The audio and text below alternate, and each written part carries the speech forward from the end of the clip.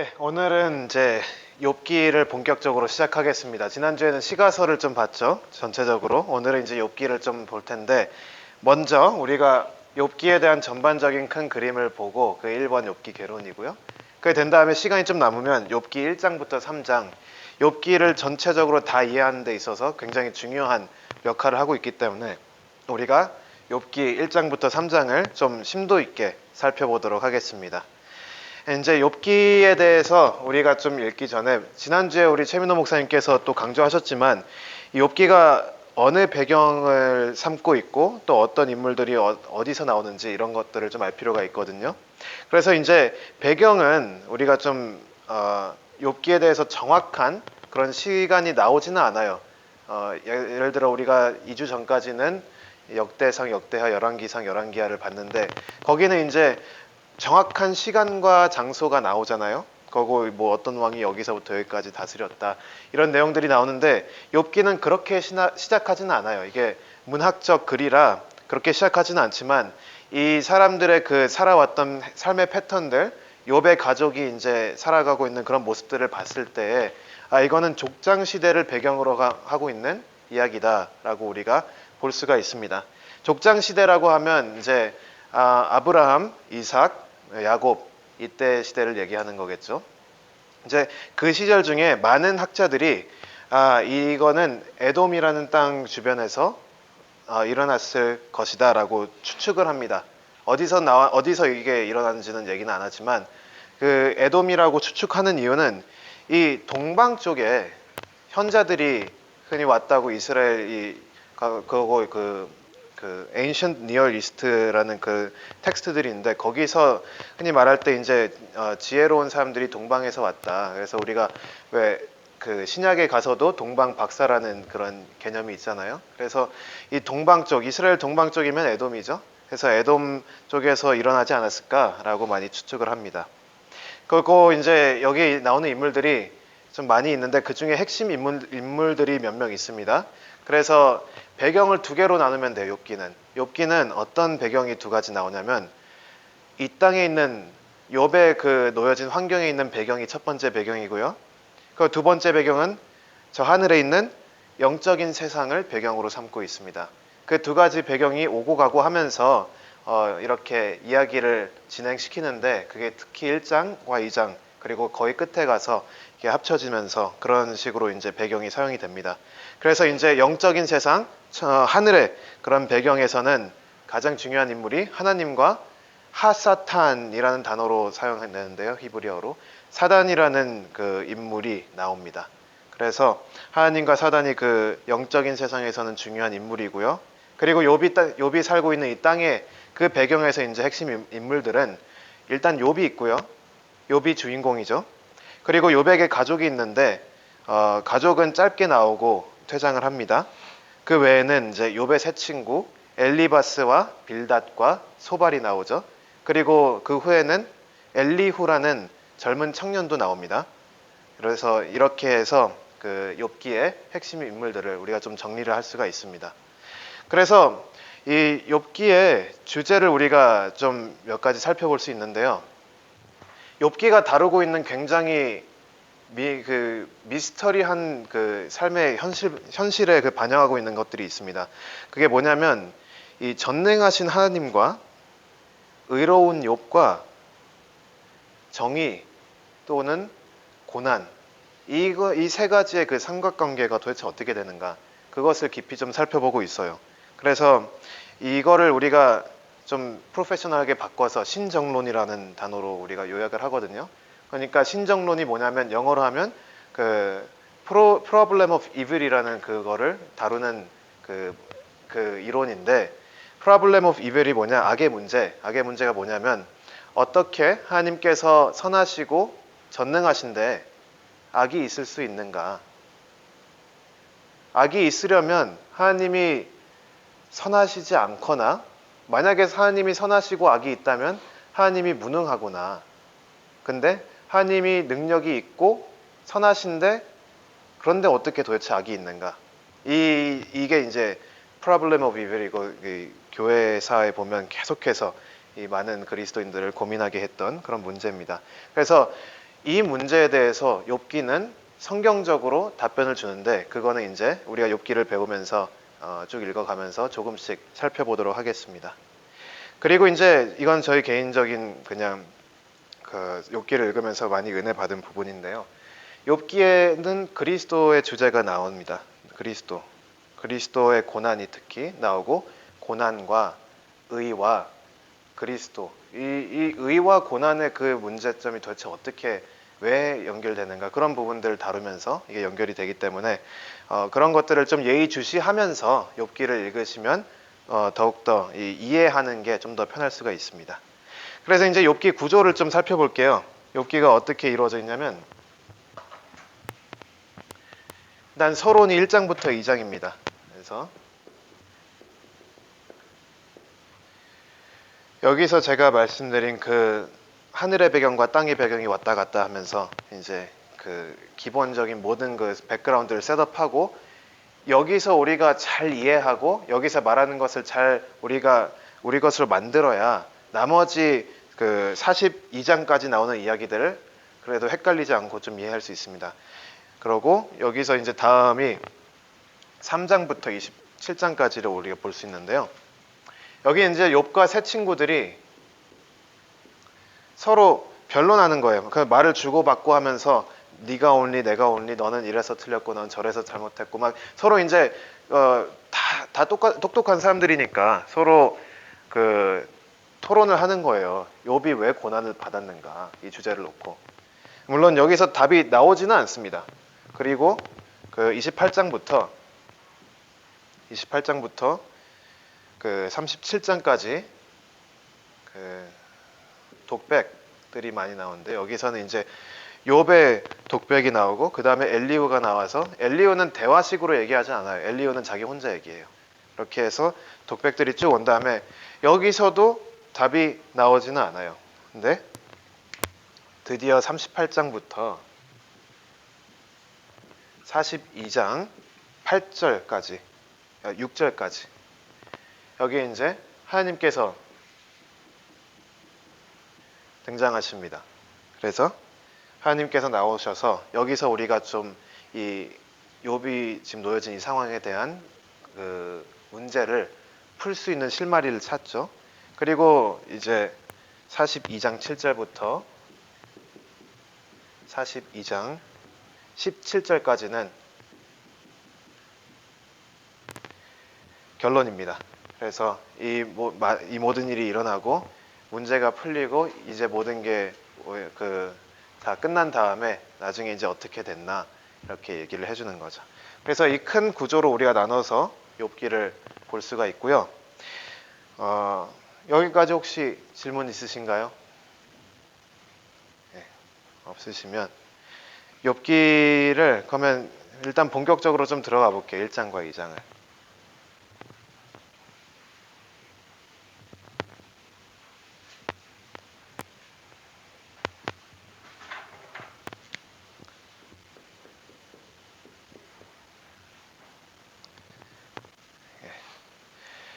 그래서 아까 말씀드린 대로 이제 서론, 영어로 하면 프롤로그죠. 프롤로그가 1장부터 2장인데 여기서 이제 그 셋업이 되는 거예요. 일단 메인 캐릭터가 소개됩니다. 여기서 주인공은 욥이죠. 특히 욥을 소개할 때 이 성경 본문 말씀은 욥이 얼마나 믿음이 좋았는가 이것을 강조하면서 욥을 소개합니다. 그래서 욥이 1장 1절부터 막 시작하자마자 저는 영어 성경으로 보는 게 편해서 영어로 계속 표현을 하지만 blameless 그리고 upright 욥은 그런 사람이었다 이렇게 얘기를 하죠.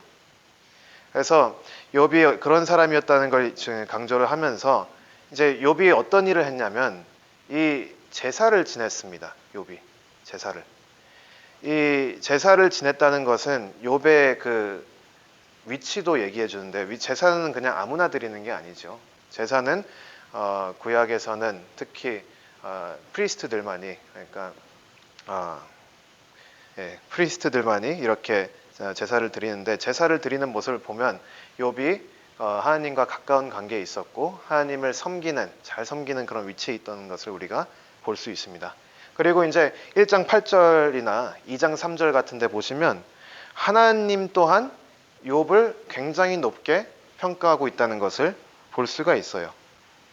그리고 뭐 1장 20절이나 21절 또는 2장 10절 이런 데 보시면 욥 자기 말로 스스로 자기 잘 살았다는 것을 얘기하는 것도 있고요. 그래서 일단 욥이 소개되는데 여기서 우리가 중요하게 기억해야 되는 건 뭐냐? 욥은 의인이라는 것을 기억해야 돼요. 이거는 틀림이 없어요. 욥이 뭐 의인이었지만 조금 부족한 사람이었다 이렇게 나오지가 않아요. 욥은 그냥 의인이었고 성경 어딜 찾아봐도 욥만큼 이렇게 칭찬을 많이 해주는 캐릭터가 없어요. 그래서 우리가 욥기 마지막 42장까지 끝까지 가면서 절대로 놓지 말아야 되는 게 뭐냐면 욥이 굉장한 의인이었다. 이 사실을 우리가 잊지 말아야 합니다. 그거를 우리가 항상 생각에 두고 우리가 이제 욥의 새 친구들과 대화하는 것을 읽어보고 또 엘리후가 말하는 것을 해석해야 돼요. 그게 없으면 굉장히 혼란스러워집니다. 도대체 뭐가 무슨 얘기인지 모를 수가 있고요. 흔들리지 말아야 하는 건 욥은 의인이다. 그것을 좀 강조하면 좋겠어요.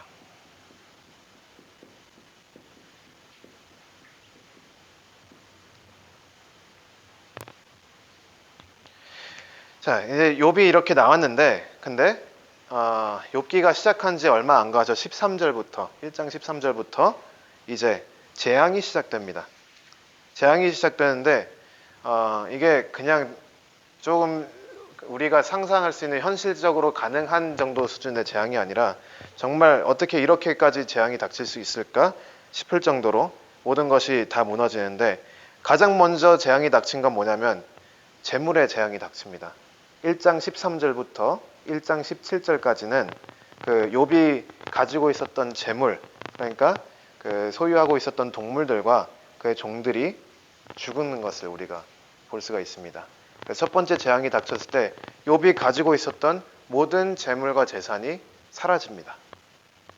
그렇게 첫 번째 재앙이 닥치고 그 뒤에 바로 쉴 틈도 없이 욥기 1장 18절부터 19절 가니까 욥의 자녀들도 죽는 것을 우리가 볼 수가 있습니다. 그리고 그거 얼마 가지 않아서 욥기 2장 1절부터 8절 보시면 욥의 그 인생 자체도 완전히 망가지는 것을 볼 수가 있습니다. 죽지만 않았지 그것 빼고는 모든 것을 다 잃은 게 욥이라고 볼 수가 있습니다. 2장 9절까지 가면 2장 9절에서는 이미 욥이 단순히 자기가 소유하고 있던 것 또는 자기의 가족 이런 것뿐만 잃은 게 아니라 욥은 자기 자신의 건강까지도 잃고 아무것도 남지 않은 상황이 된 겁니다. 근데 이게 엄청난 일들이 지금 그냥 한 장 사이에 이게 다 일어났는데 근데 이거는 그냥 프롤로그일 뿐이에요. 이거를 다 우리가 알고 있어야 앞으로 올 3장부터 42장까지 나올 그 내용들을 좀 바르게 이해할 수가 있어요. 그러니까 욥이 엄청난 의인이었는데 근데 엄청난 재앙이 닥쳤다는 것도 우리가 기억해야 됩니다. 이거를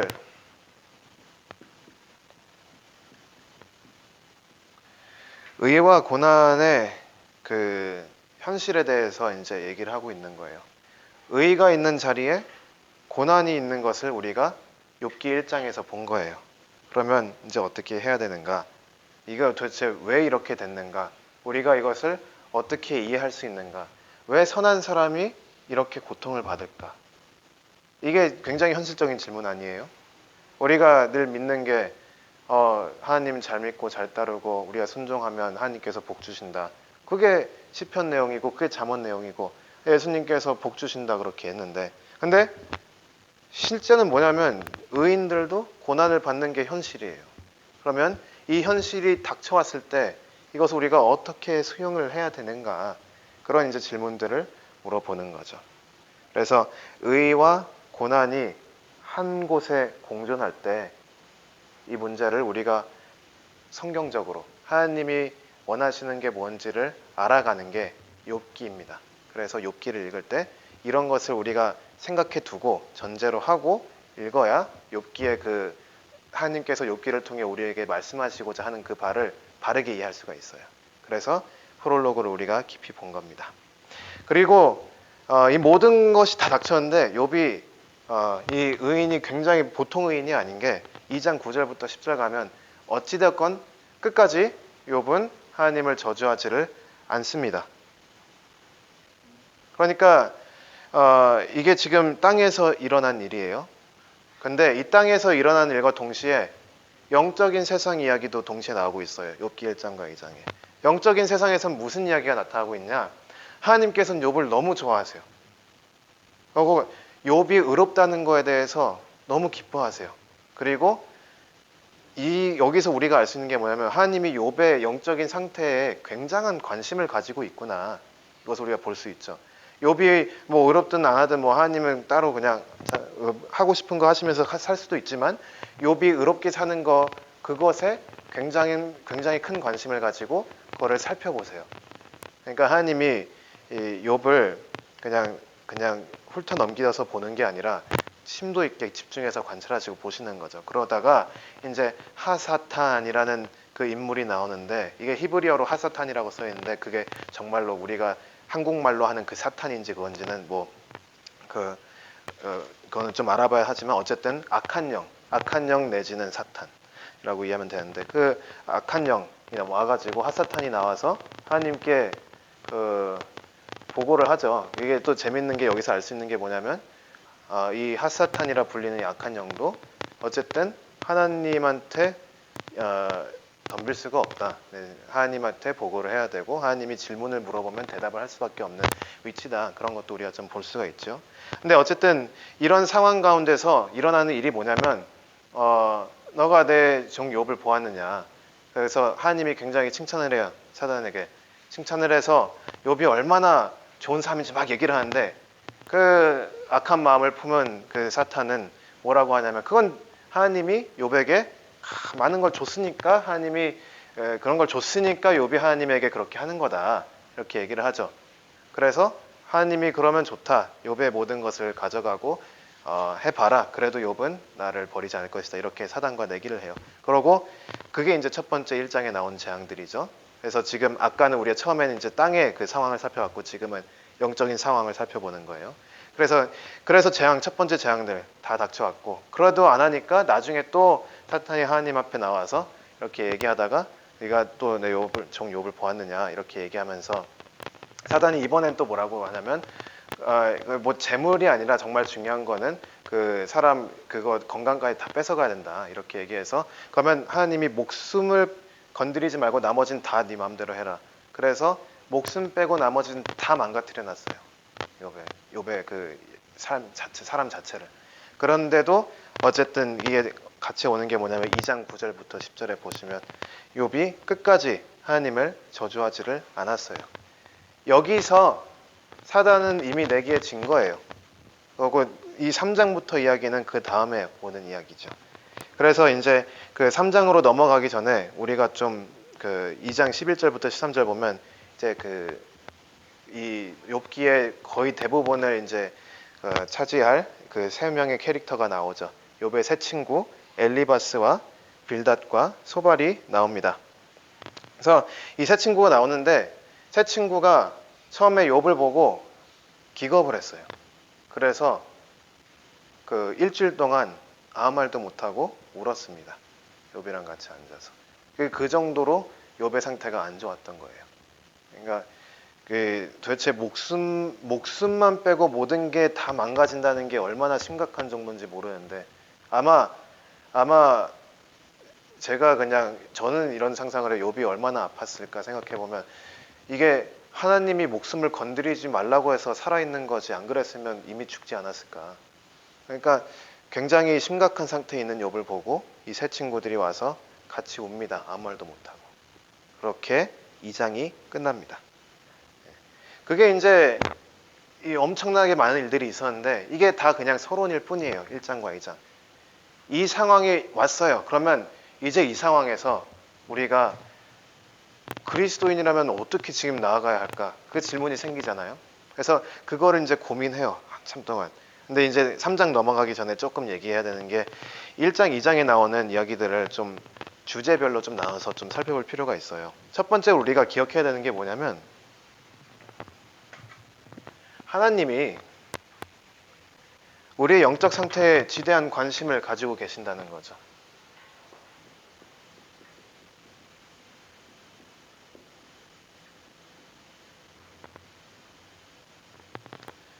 욥이 의로운 거를 하나님은 아시고 그거에 대해서 다른 영적 존재들에게 얘기도 하세요. 하나님은 그런 분이세요. 그러니까 하나님이 우리에 대해서 무관심하다 이렇게 생각할 수가 없고요.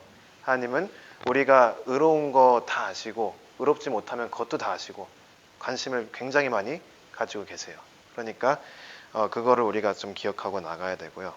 그리고 이거는 조금 철학적인 내용일 수도 있는데 하나님과 핫사탄이 하는 내용을 대화하는 내용을 잘 분석해 보면 핫사탄이 얘기하는 게 뭐냐면 욥이 하나님에게 복을 많이 받았기 때문에 이렇게 하나님에게 잘해주는 게 아니냐. 만약에 그걸 못 받았으면 욥도 하나님한테 별로 이렇게 예배 잘 드리고 거룩하게 살지 않았을 거다 얘기하는데 하나님이 거기서 그거에 대해서 대답이 뭐냐면 그럼 다 가져가 봐라 이렇게 대답하잖아요. 그러면 뭐냐면 이 사단이 지금 뭐를 전제로 하냐면 받았기 때문에 예배를 드리는 거는 진짜가 아니다. 안 받았어도 예배를 드렸어야 되는데 욥은 받았기 때문에 예배 드리는 사람이라 욥은 진짜가 아니다 라고 얘기하는 거고 하나님도 그래? 그러면 받은 거 다 뺏어가 봐. 그래도 욥은 나한테 계속해서 충성을 할 거야 이렇게 얘기를 하잖아요. 그러니까 진정한 의는 받은 거에 대한 보답으로 이렇게 내가 물질을 받아서 그 다음에 하는 게 아니라 그 하나님과 나 관계 자체에서 발생되는 게 정말 진정한 의라는 것도 우리가 여기서 볼 수 있죠.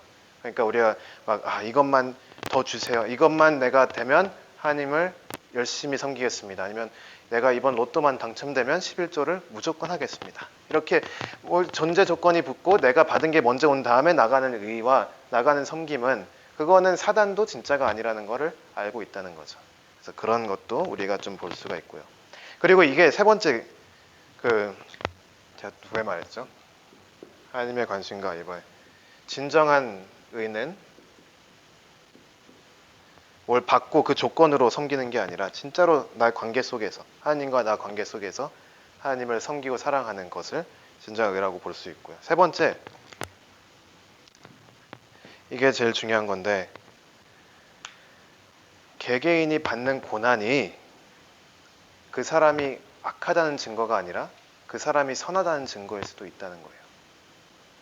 고난을 받았기 때문에 잘못했다? 이렇게 단순하게 생각할 수가 없는 거죠. 왜냐하면 지금 1장, 2장에서 나오는 게 뭐냐면 욥이 고난을 엄청 받았어요. 근데 그 전까지 계속 강조된 게 뭐예요? 욥이 얼마나 착하고 선하고 좋은 사람인지만 얘기를 했잖아요. 그러니까 가끔은 착하고 선하고 정말 의로웠기 때문에 고난을 받는 경우가 있다는 거예요. 그것도 우리가 명심을 해야 됩니다. 그래서 단순하게 그냥 의와 고난이 절대로 같이 갈 수 없다라고 생각하면 안 돼요. 가끔씩은 의롭기 때문에 고난을 받을 때도 있다는 것을 욥기는 강조를 하고 있습니다. 여기까지 또 질문 있으신가요? 1장, 2장. 큰 문제는 아닌데 예. 아까 그 하사탄 얘기할 때 예. 그 하는 원래 아티클이에요. 네, 맞아요. 그러니까 그걸 띄고 얘기하는 게 맞는 것이고 예. 그 사탄 아까 강의하실 때 그게 진짜 뭐 사탄을 얘기하는 게 모르겠다 이렇게 얘기를 하셨는데 네. 제가 봤을 때는 그 사탄이라는 뜻이니까 그거는 우리가 일반적으로 악의 영의 우두머리의 사탄이 하나님의 어전회의에 나오는 걸로 이해하는 것이 맞다라고 보이고요. 네. 그 다음에 이제 두 번째 이제 그 세계의 생각이 이번에 보면 거기 보면은 이제 그 진정한 의의가 뭐냐라고 얘기했을 때 조건적으로 구하는 것, 하나님이 내게 뭘 줬을 때 그거에 대해서 하는 것은 진정한 의의라고 보기 어렵다라고 표현하시는 게 맞죠. 네. 근데 거기에 그러면 야곱이 만약에 하나님이 나를 다시 고향의 땅으로 돌아오게 하신다면 내가 11조를 되겠나이다 라고 고백도 하고 또 하나가 기도를 할 때 내게 아들 자녀들을 주시면 하나님께 바치겠다라고 얘기했을 때 그러한 소원이나 이런 것들은 의라고 얘기할 수 없을까 하는 거에 대한 답변을 네, 그럼 두 가지 질문 나왔잖아요. 그 하사탄과 이번 진정한에 대해서. 하사탄 이야기는 사실 제 선생님이신 그 트리니티의 메게리 교수님이라는 분이 계신데 그분이 저한테 가르쳐 주신 내용이에요. 저도 처음에는 하사탄 아티클 하부터서 사탄 붙었으니까 당연히 더 사탄이면 이 사람이 그 창세기 나온 그 사탄, 뭐 계시록에 나온 그 사탄 아닐까 했는데 어쨌든 저희 교수님 말로는 그렇게 보기에는 아직 인컨클루시브하다는 거예요. 그래서 그거를 단정지어서 이게 사탄이다 이렇게 얘기할 수 없다 저한테 가르쳐 주셨는데 근데 제 개인적인 입장은 지금 목사님 말씀하신 대로 이거를 굳이 사탄으로 본다고 해서 문제가 있을 것 같진 않아요. 메게리 교수님이 조금 좀 너무 이렇게 집중해가지고 좀 그렇게 할 수는 있는데 저는 목사님 말씀하신 대로 하사탄이 이 사단 자체라고 이렇게 얘기하는 것도 문제가 되지 않고 그렇게 해도 상관이 없다고 생각을 합니다. 그리고 하와 사탄을 제가 붙여서 얘기한 게 메게리 교수님께서 그건 붙여서 말해야 된다라고 얘기를 하셔서 그렇게 말씀하셨고요. 저도 얘기하는 거는 큰 문제는 아니에요. 예. 그거를 하나의 고유 명사로 얘기할 수 있습니다. 그런데 문제는 그게 영적인 실체가 우리가 알고 있는 사탄이다 아니다의 문제는 굉장히 중대한 문제이기 때문에 만약에 다른 걸로 해석이 되어진다면 굉장히 다양한 해석들이 나타나게 되고 그 일반적인 것 중에 하나가 그러면 사탄으로부터 오는 영적 공격이나 시험에 대해서 성경이 답변을 하는 거냐 아니면 제3의 어떤 실체들로 인해서 오는 것에 답변을 주고 있는 거냐 하는 건 굉장히 중요한 문제를 그렇죠. 예. 저 중요하다 생각해요. 그런 의미에서 이거를 정확하게 지정해서 이거는 사탄, 제3자가 아니라 사탄에서만 오는 거다라고 하면 위험할 수도 있다고 생각은 해요. 근데 상관은 없다고 생각해요, 저는. 나는 그 얘기가 아니고 예. 오히려 그건 정확하게 사탄이다라고 얘기를 해줘야지 맞는 얘기지 제3의 실체에서 오는 거로 성경이 얘기하고 있다라고 보이지 않는다. 네, 그러면 제가 이제 질문을 다시 물어보면 그러면 사단이 주는 거에 대해서만 이야기고 악령이 주는 거에 대해서는 아니다라고 결론을 내릴 수가 있잖아요. 그런 거에 대해서 우리가 조금 조심을 해야 된다 얘기하는 거죠. 전사님이 사단과 악령은 어떤 기준에서 나누죠? 이제 사단이 아닌 다른 타락한 영적인 존재들 우리가 많이 보죠. 신약 같은 데 가면. 그러면 우리가 성경은 언제나 그 대표성의 원리로 기록되어 있는 부분들이 많이 있죠. 예. 그 사탄의 그 영적인 쪼개들이 누구의 영향을 받는 거냐면 사탄의 영향을 받죠. 네네. 그런 의미에서 악의 모든 문제들에 대해서 고난의 문제가 아니라 악의 문제에 대해서 포괄적인 것은 사탄으로 대표성을 지어서 얘기하기 때문에 네. 사탄의 문제가 되지 않죠. 그렇죠. 아니 하사탄을 이제 대표성으로 우리가 읽어내면 또 문제는 없을 것 같아요. 저는 어떻게 번역하든 다 이 원어적으로는 상관이 없고요. 이제 조직신학적으로는 제가 봤을 때 목사님 하신 말씀대로 가는 게 좋다고 생각해요. 저도 그냥 단지 이제 저는 그렇게 생각하시는 교수님이 아닌 분한테 배웠기 때문에 그 얘기를 했던 거고. 근데 목사님 말씀에 저도 동의합니다. 이걸 핫사탄으로 봤을 때 사단 한 명에 대한 얘기일 수도 있고 아니면 악한 영들을 대표적으로 나타내는 그런 사단 얘기일 수도 있고요. 이제 뭐 그렇게 생각하는데 언어적인 문제는 없으니까 그렇게 생각하셔도 좋을 것 같습니다. 그리고 이제 두 번째 진정한 의에 대해서 얘기했는데요. 저는 이게 제가 이제 한국말이 딸리는 게 계속 여기서 드러나는 게 이거를 제가 뭘 번역하려고 했냐면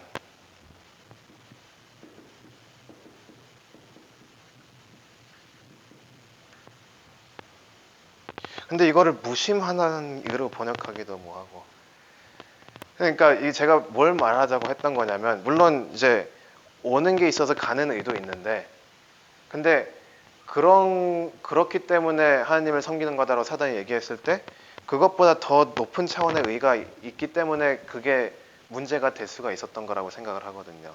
그런 의미에서 이제 제가 이 더 높은 차원의 의가 하나 있을 것 같은데 이거를 이제 진정한으로 붙여서 설명을 한 건데 뭐 그게 또 문제가 될 수 있다고 지금 생각이 드네요. 제가 말하고 싶었던 건 요 disinterested justice 또는 righteousness라는 것을 얘기하려고 했습니다. 예, 감사합니다. 또 다른 질문 있나요? 예, 없으면 이제 3장으로 넘어가기 전에 아직 욥의 새 친구들이 입을 열기 전에 일단 욥의 새 친구들에 대해서 조금만 얘기를 하고 진행을 하도록 하겠습니다. 욥의 새 친구들은 이제 엘리바스, 빌닷과 소발이 있죠.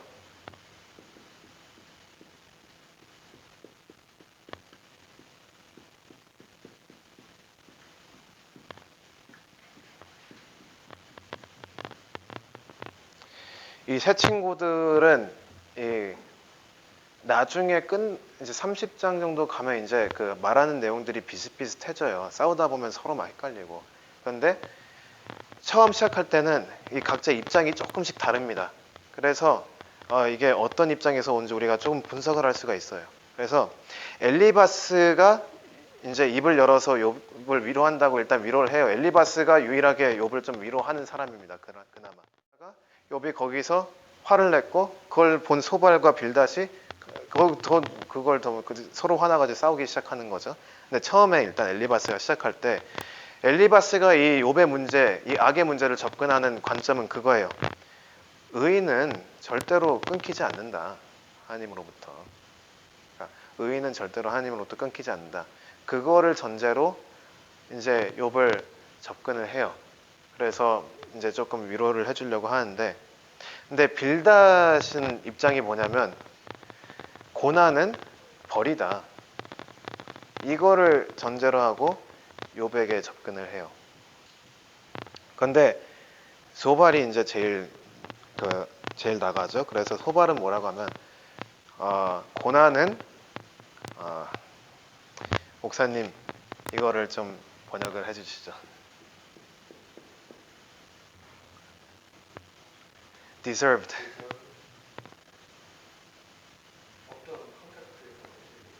그러니까 you deserve it. 당해도 싸다. 네. 뭐 타당하다. 맞다. 마땅하다. 고난은 마땅하다. 이 입장에서 이제 소발은 접근을 하는 거예요. 그래서 이 세 친구들이 이렇게 각자 살짝 다른 관점에서 욥을 이제 대화를 하는데 이제 뭐 대화는 오늘은 대화까지는 못 가겠지만 이거를 알고 가야지 좀 재밌고요. 그리고 이제 이거를 좀 전제로 이제 욥기 3장 우리가 좀 볼게요. 3장은 성경을 좀 보면 도움이 될 거예요. 그래서 우리가 욥기 3장 한번 켜서 몇 절만 좀 같이 보도록 하겠습니다.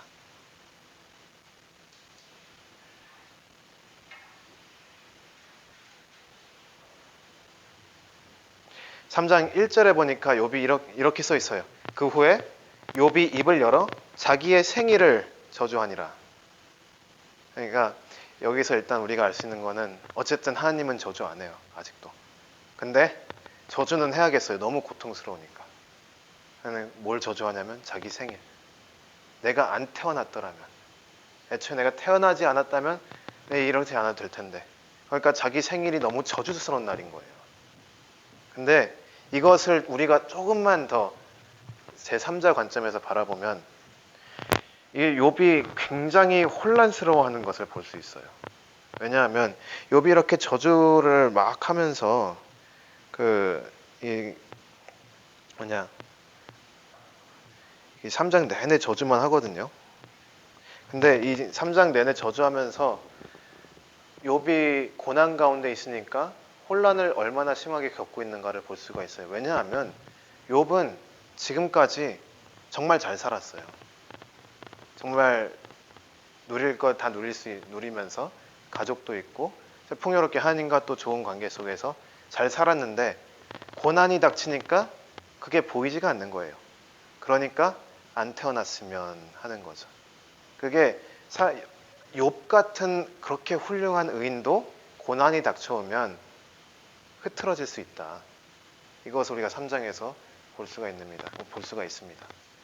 그리고 여기서 우리가 좀 이제 욥기의 큰 테마 중 하나를 픽업해야 되는 게 뭐냐면 혼란입니다. 혼란.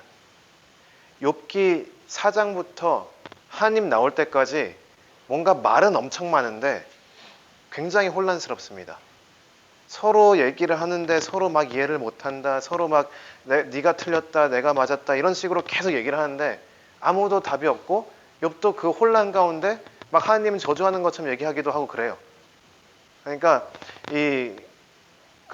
다 끝났는데 이제 앞에 다 일어난 일들을 나중에 정리해가는 과정 가운데 이게 엄청난 혼란이 여기서부터 시작돼가지고 이게 점점 커져서 폭발해 버립니다. 나중엔 엘리후라는 젊은 친구가 와서 정리하려고 하는데 그것도 자세히 읽어보면 뭐 없어요. 근데 여기서부터 시작되는 이 테마를 굉장히 깊게 우리가 기억하고 나가야 됩니다. 그래서 이거를 또 성경학자들이 몇몇 사람들은 이게 욥의 의와 같이 놓고 봐야 된다 이렇게 얘기를 해요. 그러면서도 우리가 잊지 말아야 하는 것은 욥이 혼란스러워하기 때문에 욥이 질이 낮은 사람이다 라고 생각할 수가 없는 거예요. 왜냐하면 1장과 2장에 보면 욥이 얼마나 훌륭한 사람인지 계속 강조가 나오거든요. 욥은 의인인 거예요. 욥은 의인이기 때문에 그거가 가장 기본적인 전제가 깔린 다음에 우리가 욥이 겪는 실제 삶의 현장에서 겪는 그 현실들을 우리가 이해를 해야 되는 거예요. 그게 중요하고요. 그리고 이제 3장 전까지는 이제 욥의 친구들이 말을 안 하다가 이제 이 이후로부터는 말을 하는데 근데 말을 하기 전까지는 그래도 욥이 좀 위로가 됐나 봐요. 일주일 정도 동안. 그래서 말을 안 하니까 옆에서 그냥 같이 울어주니까 욥이 그래 좀 위로가 됐는지 3장에 입을 열어서 말을 해요. 근데 그 말을 한 거를 듣고 이제 그것을 위로해 주려는 것도 중요한데 이거를 너무 이 혼란스러워하는 욥에 대해서 그가 말하는 것을 막 분석하고 앉아 있어요. 이 세 친구들이.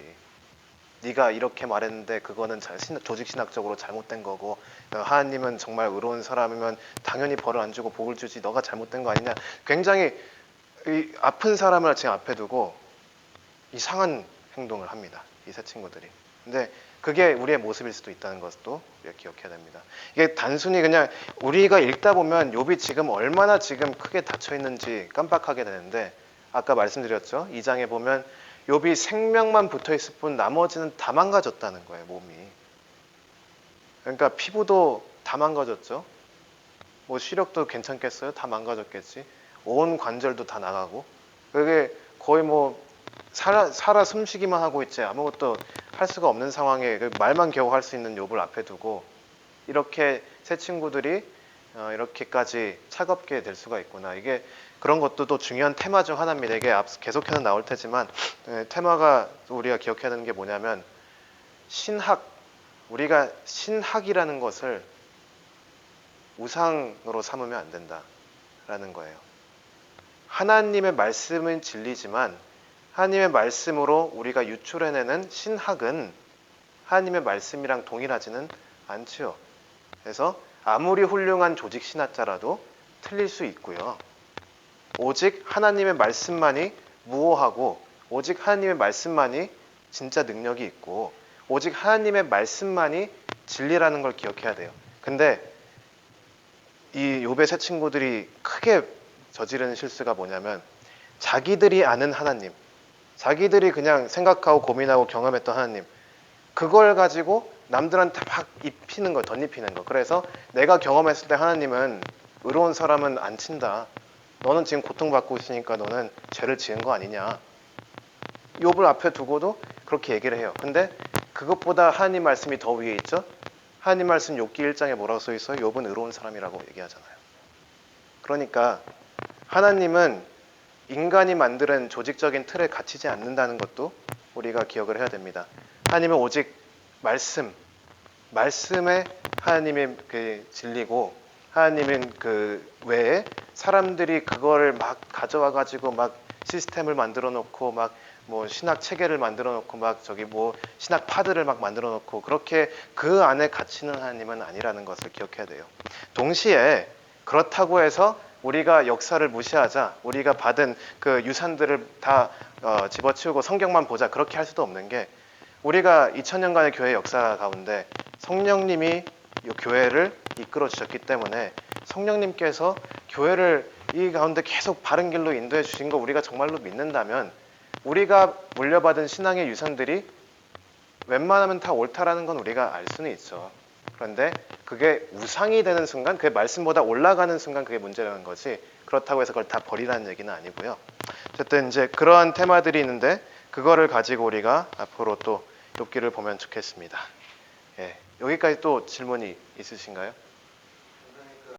아까 전에 그 강의 인트로덕션 할 때 예, 배경이 두 가지 있다라고 천상의 배경 부분들 말씀하셨는데, 예, 제가 아는 한 지금 욥기 1장, 2장 정도만이 예, 천상의 부분, 다른 거는 좀 이렇게 숨겨져 있는 부분들이 있습니다. 예, 예. 그 부분을 조금 좀 자세하게 설명을 좀 해주면 좋지 않을까 싶어요. 아, 네. 목사님 말씀 맞죠? 이게 배경이 두 개가 있는데, 그 처음에 어떤 걸 질문하시는 거예요? 천상의 배경이 어떻게 진행이 되고 있는지, 소위 얘기하면 이제 그 하나님께서 네, 사탄을 소환하는 장면들은 굉장히 우리한테 낯선 천상의 장면이잖아요. 예, 그 부분들을 설명을 좀 해주시고, 예.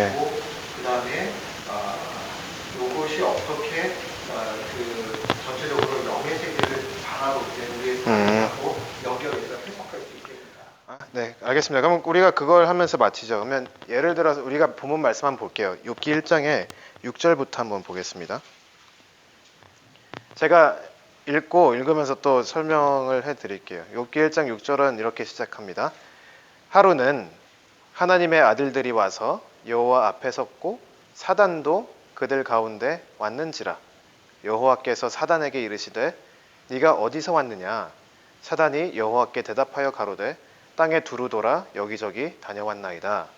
여호와께서 사단에게 이르시되 네가 내 종 욥을 유의하여 보았느냐. 그와 같이 순전하고 정직하여 하나님을 경외하며 악에서 떠난 자가 세상에 없느니라.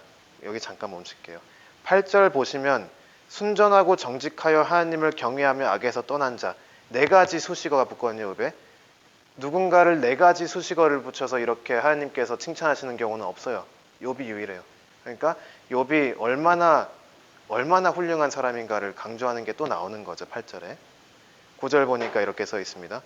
사단이 여호와께 대답하여 가로되 욥이 어찌 까닭없이 하나님을 경외하리이까. 주께서 그와 그 집과 그 모든 소유물을 산울로 두르심이 아니니까 주께서 그 손으로 하는 바를 복되게 하사 그 소유물로 땅에 널리게 하셨음이니이다. 이제 주의 손을 펴서 그의 모든 소유물을 치소서. 그리하시면 정녕 대면하여 주를 욕하리이다. 여호와께서 사단에게 이르시되 내가 그 소유물을 다 네 손에 붙이노라. 오직 그의 몸에는 내 손을 대지 말지니라. 사단이 곧 여호와 앞에서 올라가니라. 아멘.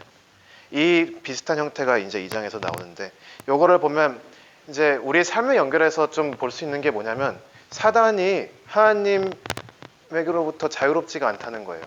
제가 이 내용이 처음에는 굉장히 불편했거든요.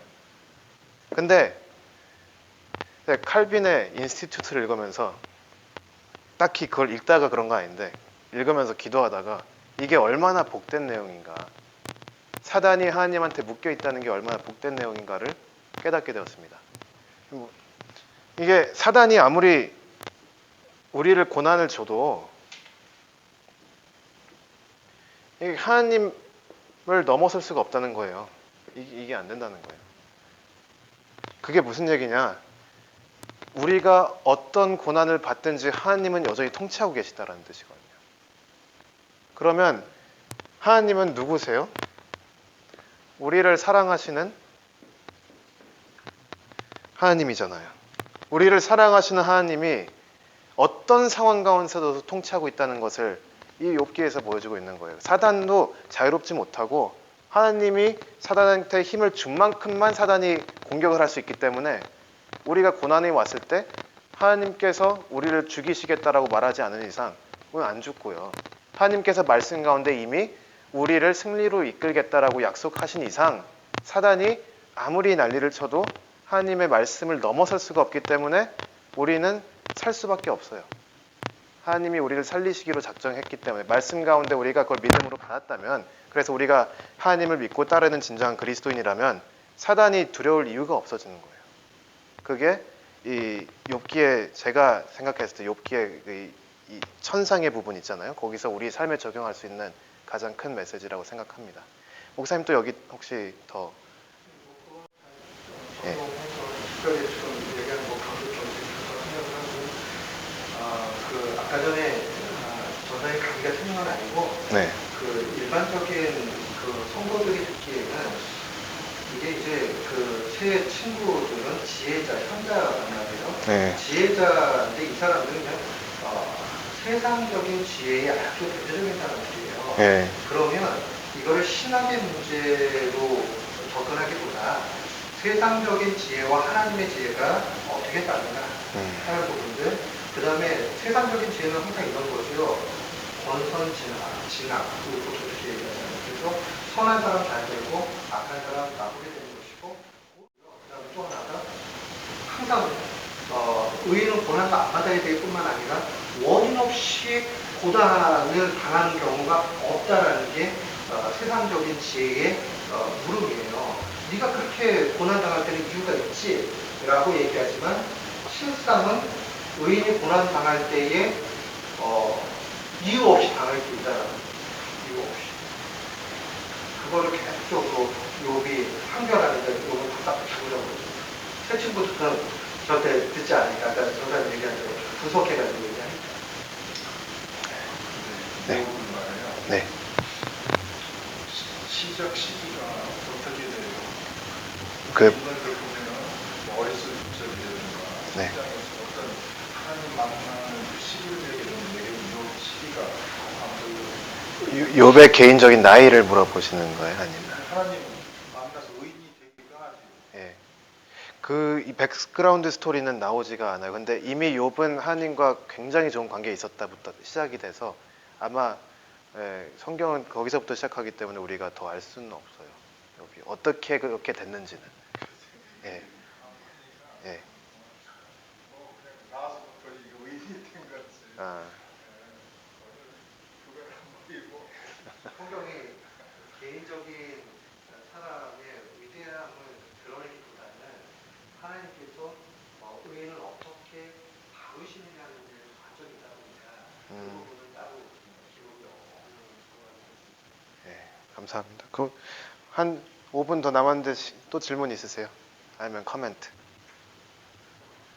없으면 제가 기도하고 오늘은 큰 문제 없이 마무리를 하도록 하겠습니다. 하나님 아버지 감사합니다. 주님께서 우리에게 또 귀한 시간 주시고 욥기를 이제 시작하는데 주님께서 우리에게 욥기에 조금 더 알 수 있도록 지혜 주시고 이해해 주시니 감사합니다.